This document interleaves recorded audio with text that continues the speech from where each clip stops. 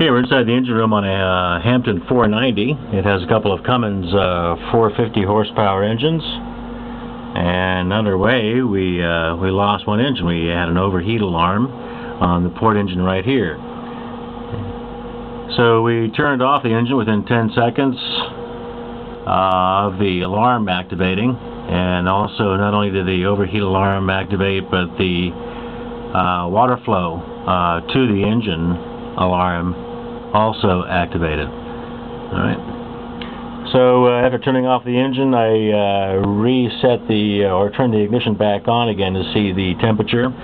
Temperature of the engine was about 200 degrees, or just under that. So definitely overheated. So first thing we did underway is we came down here and we looked at the engine strainer. The engine strainer was clear, full of liquid. Alright, so then close the seacock, open the cap on the strainer to expose the strainer inside, and then open the seacock up in order to watch water flood out of the strainer. That ensured that there was no clog or blockage in the hull intake. So we had good seawater through the strainer and to the impeller. Only other thing we could do at that time is let the engine cool off. So we let the engine cool off for about an hour and a half or so. Then came back down, checked the oil level, checked the coolant level, make sure the fluids are topped off. Then we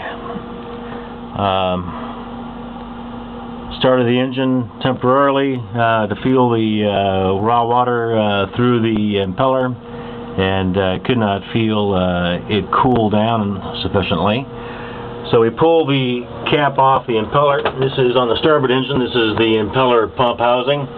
Here's the access plate for the impeller, and this is what the impeller looks like right here. So we pull the plate off and inspected the impeller. Make sure that the impeller was in good shape.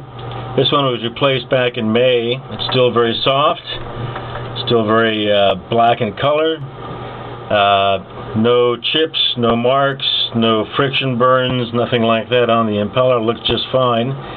To ensure that it was good all the way through, we shined a flashlight down the fins, and using my camera here with the micro lens, we took pictures because it's kind of hard to get to where it is, and we ensured the impeller was in good shape, so we didn't even bother pulling it out. So what could it be? Well,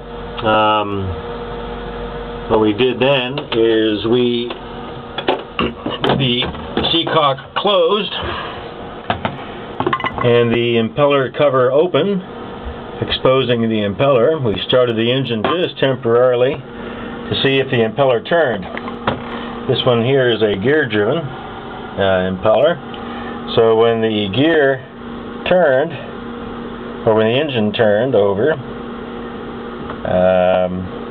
we could see the impeller itself was not moving, was not turning.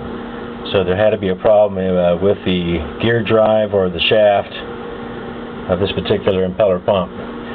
We removed it, and as you can see here, the gear spins freely, but the impeller does not.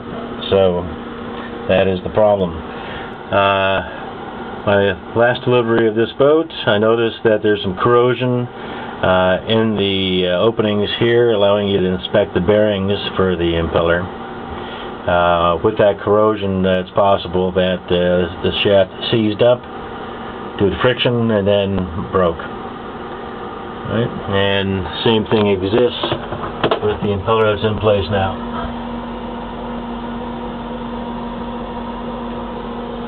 That's it. Nothing we could do. Call Tennessee. Got a couple of new impeller pumps overnighted to San Diego so we can fix the boat. But with one engine we were able to make it.